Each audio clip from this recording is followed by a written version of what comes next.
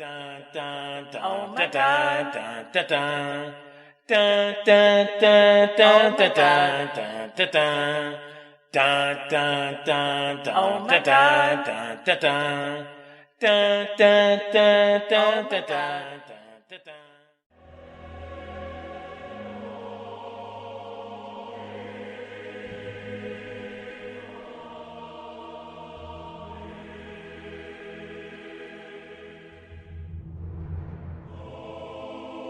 With our combined strength, we can put an end to this destructive illusion and bring peace, joy, and love to the galaxy. I'll never join you! If you only knew the power of the God consciousness. The ego never told you what happened to your connection with God. It told me enough. It told me you killed it. No, I am your connection. No. No, it's not true. That's impossible. Search your feelings. You know it to be true. No. No. My struggling child, you can be free of the illusion. Remove the mask and tear down that veil, and you will see. It is your destiny.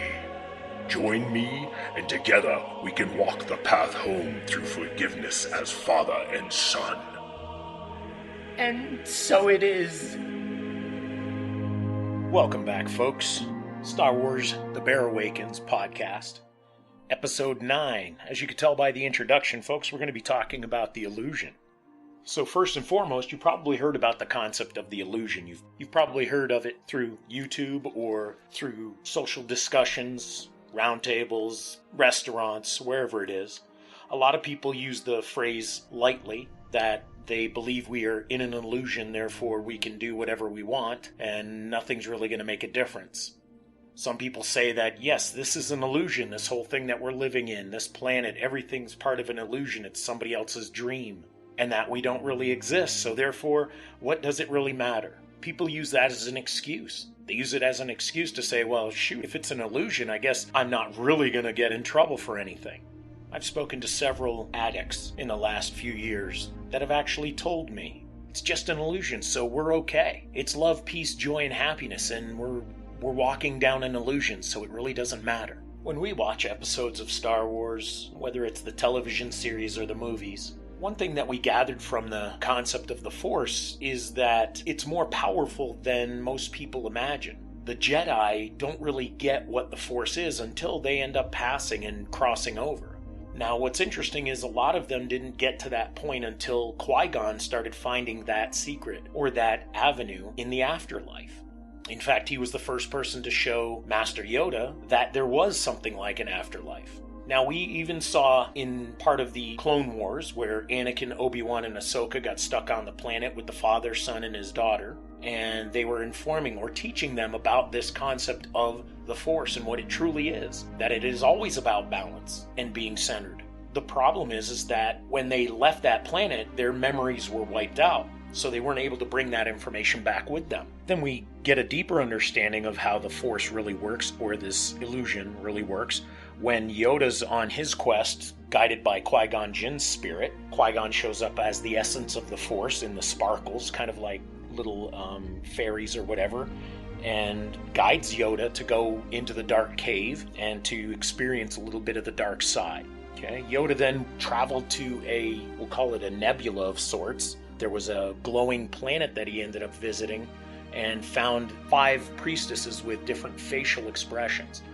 Those were the expressions of emotions. So Yoda's taking advice from them and trying to understand or get a deeper understanding of what is it going to be like when he actually becomes part of the living Force. They were guiding him and giving him little tests so that he could find out the truth behind it all. And the first battle that he ends up getting into was with the dark side shadow of himself.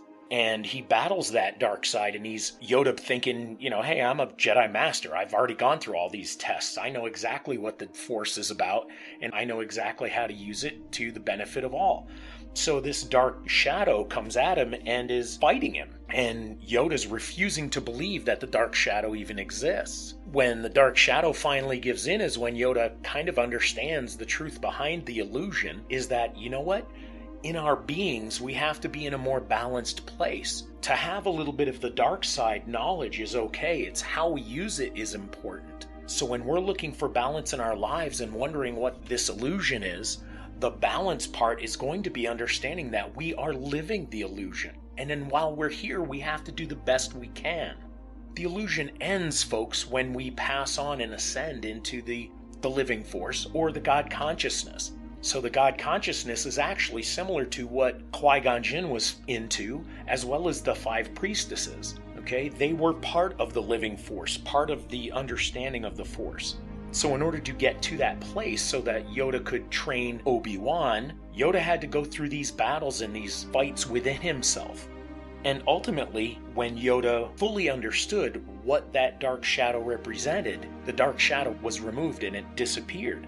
And that allowed Yoda to ultimately see through the illusion and find that all of the answers that he's always been looking for has been within himself. And Yoda, being a master, understood that a lot of times he would have to do a lot of meditation to really see what is inside. And he would relay that to all the Jedi. He would be talking to Obi-Wan, to Count Dooku, to Qui-Gon, to Anakin, even to Luke. When Luke was trying to figure out the Force, Yoda was trying to tell him, dude, it's inside you. This thing is inside you. This understanding of the consciousness is inside us. And that nothing on the outside of us can actually bring us to that place. Nothing that exists outside in this world, in this earth, the things that we see with our eyes are not the truth. The things that we feel with our heart are closer to the truth than anything else we could experience.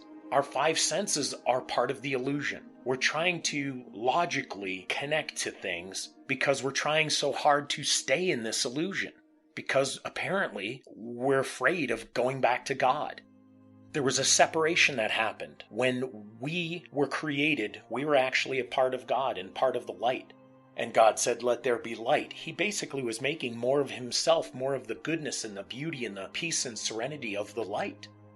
Then somewhere along the way, a part of us had an idea, a thought, wow, I wonder what it would be like if we were not part of God. As soon as that happened, we created the existence of not being connected with God. In this illusion that we created, first we just kind of separated to see what it might be like. Then we felt the fear of, wow, we're now in an existence without God. We start fearing. We start putting fears together and saying, well, wow, now God's going to not be happy with us. As soon as we created that separation, this entity called the ego was created. The ego is designed to make sure that we don't ever want to go back and that we fear the result of going back. For some reason, folks, in our minds, deep in our hearts and souls, we believe that we have a God that is a punishing God, a God that is a devastating God. He creates havoc in order for us to learn our lessons. The truth is, folks, God does not do any of that.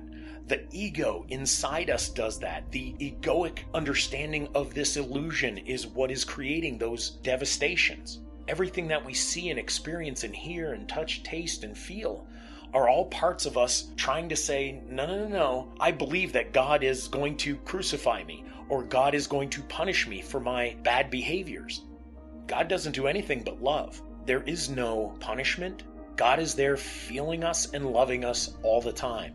We are part of Him. We are light beings. We're just stuck in this crazy illusion, believing that politics is real, war is real, that our car is real, that a flat tire is real, that someone that looks at us wrong is real, that our thoughts are real.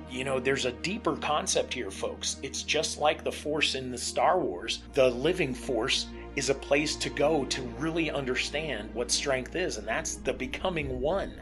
Become one with the Force isn't about being one with the Force in the illusion. It's not about being able to go to another planet and take out your lightsaber and start killing things. That is not being one with the Force. Being one with the Force is understanding that it is all entirely together. If you hurt one, you hurt the entirety of the Force. If you cause harm to somebody, you're causing harm to the entire Force, because everything is connected. The Force is a thing that surrounds us and binds us and connects us with every living or non-living thing. Why can somebody pick up a rock using the Force? Because they're connected with it. not because they're separate from it. That force, that energy, that existence is exactly the concept of the God consciousness, where we began as light beings. And we took our illusion and stuck with it. So we became the hell that we hear of. This planet, the way we behave. This is hell, folks. When we die, we don't go to another place and experience fire and brimstone and see the devil with his pitchfork. When we die, we're either coming back to try and fix what we didn't fix the first time, or we've ascended and we go to the living force. We go to the God consciousness. So to understand the illusion, it's kind of like seeing how the force is affected in the Star Wars galaxy. The only time you see anybody truly being one with the force is when they cross over. When you see Kanan protecting the rebels, protecting Hera, Ezra, Sabine from that fuel depot explosion. It's at that moment where he sees the truth, where he goes from being blinded with his eyes to seeing with his heart. And he saves them in the process of allowing himself to go become one with the living force. And then he shows up later as one of the Loth Wolves and helps Ezra dig deeper into the force himself. It's an interesting fact how Star Wars represents connecting fully and completely with the Force, the living Force, essentially requires you to disappear from this existence. So equate that to what I'm trying to explain in our human existence. The only time we're really going to be completely connected back with God is when we are done with this illusion. That doesn't mean we kill ourselves. That doesn't mean when we die we're there. It means while we're here, we have to do our best to commune with God, to connect with God, to be in the right path, to be walking the red road, as the Native Americans would tell us. The path of goodness all the time, being kind, sharing, giving, not taking, and not being abusive to ourselves through drugs, through alcohol, through our anxieties, our fears, not being abusive to ourselves and others. Or other beings, creatures. The earth was not here to receive our garbage and then have it tossed away. The earth was not here for us to dig down into the center of it, pulling liquids out and use them for something else, and to burn the smoky poisons up into the atmosphere to dissipate the atmosphere. The existence of the earth was designed as a place for us to stay until we can clear ourselves from that ego and get out of the illusion. The earth is an illusion. The stars and planets are part of the illusion. That's what happened when we separated from God. We created the universe. The entire universe was created when we said, I wonder what it would be like to be separate from God. The Big Bang Theory is that separation from the entirety of God. Boom, there's the expanded universe. Then, as things are happening in the split second, we then say, we made a mistake, we're in trouble. We created the egoic form of existence. Then in turn, the creation of this planet, because we were so afraid going back to God and saying, I'm sorry, please forgive me. Instead of doing that, we said, we better hide. We better run and hide. We better take off and go somewhere else where God can't punish us.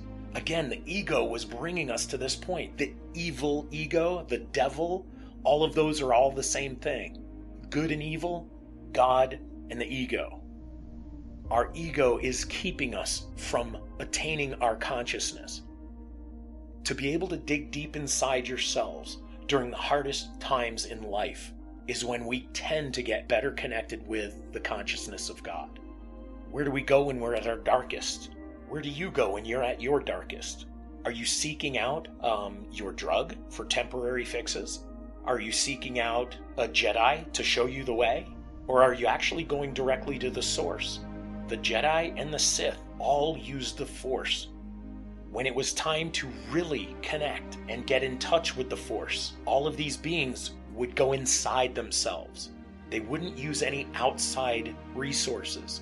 They would go within, meditate, feel the Force, feel it flowing through them and connecting with it. That's exactly what we do with God. When it's time for us to connect with God, we do like a meditation, like a Yoda type meditation. Quiet the mind. Clear all the mess and the mayhem that this existence is giving us. Clear that away and focus purely on the energy and the beauty of the light of God. So the illusion is what we've created through the separation of God.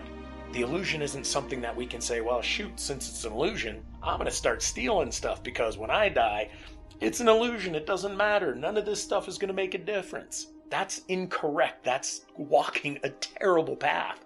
That's an ugly path. That's an egoic path. This is something that is not going to bring you closer to coming home.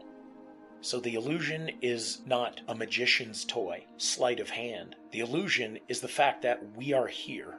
We see each other, we talk to each other. I'm recording this right now, knowing full well that it doesn't exist, and that I'm just a mere projection of a movie called Ego. And the only way I can stop is to get up and get out of the theater of life. Get out of the theater of fear.